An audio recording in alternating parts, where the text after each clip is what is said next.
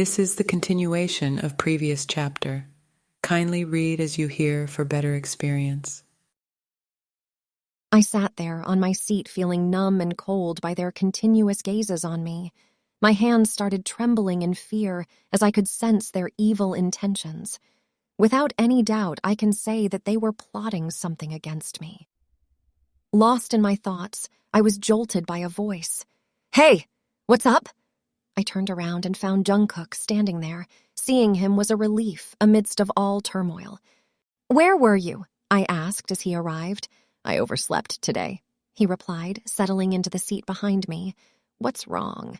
You look pale," he inquired with concern. Nothing," I lied, since I wasn't sure how to explain. The day was normal without any unusual events. "I have a habit to overthink things a lot." I murmured to myself. Yoshi, Ginny, Suzanne, and Sheer have just returned from detention. They probably won't risk getting into trouble again. Therefore, I should not be scared or bother myself. I thought, I already wasted all my day overthinking about those bully girls, and now I think I should lift my spirits up and live normally. "Jungkook, how about meeting at the park after school today?" I asked, turning back towards him. I saw him lost in his thought. "Is something bothering you today?" I asked. "You look worried. Even during lunch, you were quiet. Is everything all right?" I inquired, concerned. "No, everything's all right. Let's meet at the park in the evening. I'll come to pick you up," he said, attempting to change the topic. "Okay, let's meet at park," I said, choosing not to press further with more questions.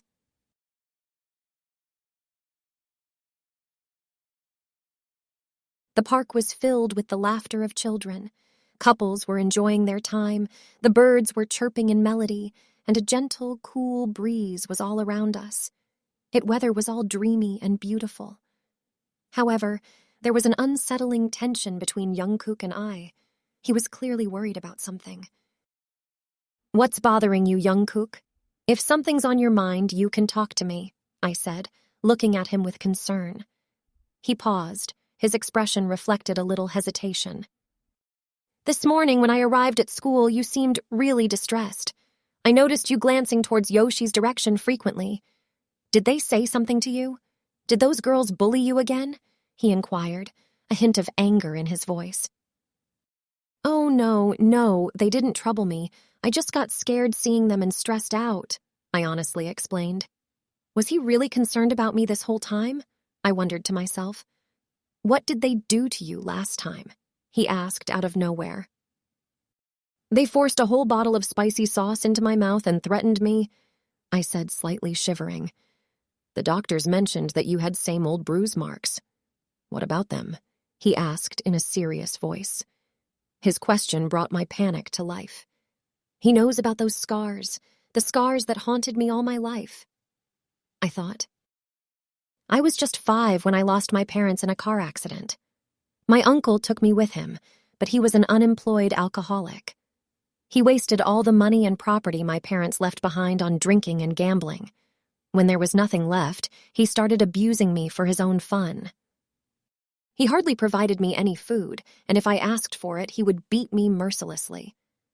One day, the police arrived at our house and arrested my uncle for murder and theft. That's when I was sent to an orphanage. "These scars are the haunting remnants of my past," I confessed, my voice trembling and tears streaming down my face. I felt his arms wrap around me gently from behind. He did not utter a single word, but his warm hug conveyed tons love and care that I had craved all my life. "You don't have to fear Yoshi and her friends anymore. I'll handle them in my own way," he whispered softly, with his hand tracing circles on my back to calm me down. "I can't fix your past, but I promise to prevent anything like that from happening in the future," he said, holding me in his tight embrace from behind. "No, please don't say or do anything to them. They made a mistake and they've already faced their 1-month suspension as punishment. Let's not provoke them," I said, hoping to make him see my perspective. "You don't know these bullies. They can be vengeful," he said angrily. "Jungkook, I'm frightened by this side of you," I admitted. "What do you mean? Which side of me scares you?" he asked with sadness in his voice. "The bully side of you." On the first day of school, I saw you and your friends brutally beating Lee, I confessed. And I am really scared of that side of you. I like when you are humble and caring, I said with tears streaming down my face. They have already got their punishment. Please don't be harsh to those girls or to anyone, I requested. Okay, calm down. Don't worry, I will not say anything to them, he said, pulling me into a hug. If it frightens you, I'll make sure to never let this side of me surface again, he assured, gently wiping my tears. It's getting dark. Let me escort you back to the hostel, he offered, taking hold of my hand. Our walk back to the hostel was mostly silent. I wished he could stay a bit longer or perhaps never leave at all. But, bye, he said softly. Bye, I replied, my heart hurting at the thought of parting. You're too good, 𝘿𝙞, and good people often become targets. Take care of yourself, he said gently, pulling his hand away from mine. I instantly felt cold at the loss of his warmth. See you at school tomorrow, he said, walking away. See ya, I replied back. So he was concerned about me all day, I realized, my cheeks turning pink. No one had ever shown such concern for me. I guess my parents cared for me too, but I can't recall those memories. Their faces are blur in my memory. What I do remember clearly is only the sadness and torment that followed their deaths. I always craved for happy memories, and now that I have it with Jungkook, I would keep it with me forever. I snuggled under the blanket as these thoughts swirled in my mind. Next day at school, I was seated at my desk, engrossed in a book. 𝘿𝙞, Jungkook asked me to give this to you, a girl said, handing me a letter. I eagerly unfolded the letter. Inside, it read, I'm waiting for you at the swimming area. I blushed hard reading it. I then carefully tucked the note into my book and made my way towards the swimming area. What could he have in mind? Swimming area, such an unvisited part of the school. What is it? Is he going to give me a surprise? I wondered, with a smile playing on my lips. As I entered the swimming area, a sudden pair of hands grabbed me from behind. Jungkook, what's happening? I questioned, puzzled. There was no response. Gradually, the grip around me started becoming uncomfortable, and I felt an unease settling in. Jungkook, I called out once more. Did you really believe that Jungkook would send you a note and call you here? Yoshi walked, in saying. I felt a rush of panic seeing her. Yoshi, what do you want? What have I done now? Why are you targeting me? I asked, scared. Why am I targeting you? Like, seriously, you have given me all the reasons, she said angrily. Because of you, we got suspended. Because of you, my parents grounded me. And now, in my absence, you've grown close to the person I've liked since childhood. And you dare to ask what you've done? She spat out ruthlessly, yanking me by the hair and dragging me into the dressing room of the swimming area. Sheer, lock her in, Yoshi shouted, pushing me to the ground. Wait, no, no, I pleaded, trying to stop the closing door. In the process, my hand got caught between the doors. Ah! I cried out as I immediately pulled my hand back, feeling a sharp, stinging pain. What's wrong? Suzanne inquired. I think she injured her fingers, Sheer responded, without any emotions. Let's go, Yoshi. The class is about to start any minute, Ginny suggested. All right then, see you later, 𝘿𝙞, Yoshi spoke. We're heading back to attend our classes, and since you're the state topper, I doubt missing a few classes would matter much to you, she added. No, please don't leave me alone. Please, listen, I pleaded, crying, but they walked away, leaving me locked up. I could hear their footsteps fade away, leaving behind a faint echo in the room. Yoshi, Ginny, Suzanne, Sheer! I screamed at the top of my lungs, but my cries fell on deaf ears. I scanned the surroundings, searching for an escape route, but everything was sealed off. Suddenly, the school bell chimed. The classes have begun. Maybe now Jungkook will notice my bag on the bench and realize I've come to school. Perhaps he'll come looking for me, I thought, clinging to that glimmer of hope. Minutes stretched into hours, and hours into a full day, yet no one came. Even the final school bell resonated. Help! Help! I'm locked in here! I shouted, desperately hoping someone would hear my cries. But there was only silence. Jungkook, "Where are you?" I murmured, tired and exhausted in my trembling voice. As the sun began to set, darkness engulfed the room and panic began to consume me. Abuses and tortures from past started flashing in my mind, causing my condition to deteriorate. I started shivering and my panic took over. I was crying uncontrollably. My body was trembling with fear and panic. All my hopes were shattered. Suddenly, sound of footsteps reached my ears, piercing through the darkness. I couldn't see anything. It was all pitch black. "Jungkook! Jungkook!" I wailed desperately, with a glimmer of hope in that pitch-black darkness. The door creaked open, and a flash of light illuminated my face. And I saw what I never expected. There stood Yoshi, Jinny, Sheer, and Suzanne. "Jungkook? Why do you believe he'll come?" Yoshi mocked, pulling me out by my hair. "Look at her face. Oh, poor girl, did you cry? Were you scared?" Yoshi taunted with a mocking tone. "Of course she was scared. Just look at how she's trembling," Suzanne chimed in. Sheer and Jinny erupted into laughter. "You appear quite dirty. How about a refreshing dip in the pool?" Yoshi suggested with a smirk. "Why Yin?" A powerful voice reverberated through the air, interrupting their conversation. I recognized it immediately. It was Jungkook's voice. "Jungkook!" I called out, my heart surging with relief. "What's the fuck is Jungkook doing here?" Yoshi muttered, with surprise and annoyance in her voice.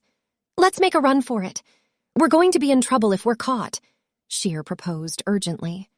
"Okay, let's run," Yoshi said forcefully, pushing me into the pool. I was beginning to submerge in the pool when he seized my hand.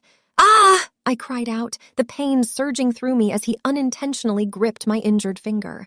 "Wen, are you all right?" he inquired softly, swimming closer to me. His eyes fell on my swollen finger.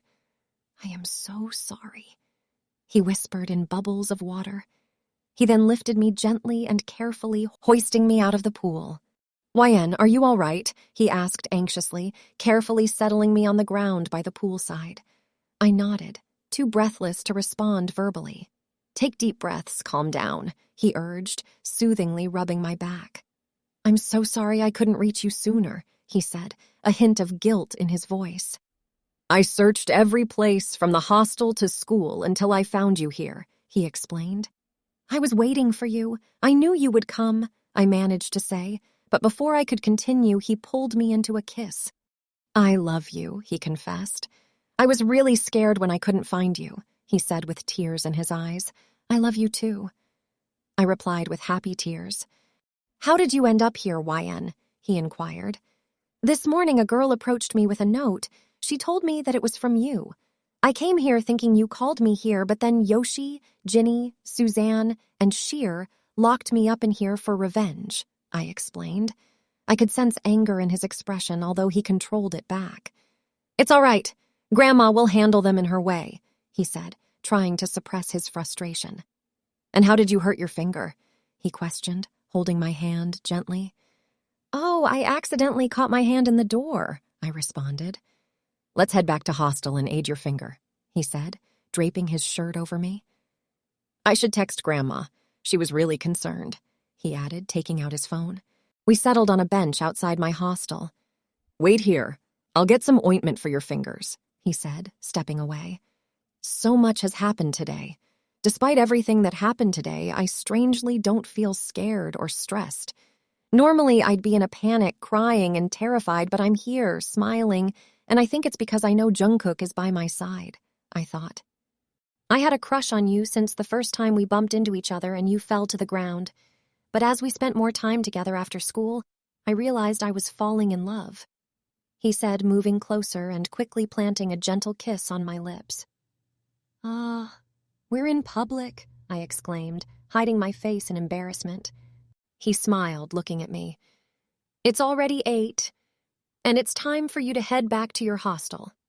I'll come to pick you up to school tomorrow," he said, helping me get up. "Ah, there's no need to take trouble. I will come on my own," I replied. "We are now boyfriend and girlfriend, and it would be nice to come to school together," he began to say, but was interrupted by my surprised expression. We are boyfriend and girlfriend now, I repeated, feeling shy and a bit taken aback. Didn't you say you loved me too a little while ago? He asked, a grin on his face. So that's why now we're officially dating, he added, confirming the status. I blushed as we walked back toward the hostel. Okay, bye. Now go inside, he said, gently kissing my forehead. Take care and stay safe, he added before turning to leave. Jungkook, I called. I love you, I said. I love you too, he replied, waving. Returning to the room, I couldn't contain my happiness. The boy I had secretly loved also loved me back. It's an incredible feeling, and I can't stop blushing and smiling. It's hard to believe that Jungkook, the school bully, had a crush on me. For those of you wondering what happened to Yoshi, Jinny, Sheer, and Suzanne, they were rusticated from school. Jungkook did not bully ever again. And 𝑌N finally found love that she craved all her life. This is the end of the series. Hope you liked it. Let me know if you have any suggestions for next storyline. Turn on the notifications for next update. May you have good day ahead. See ya.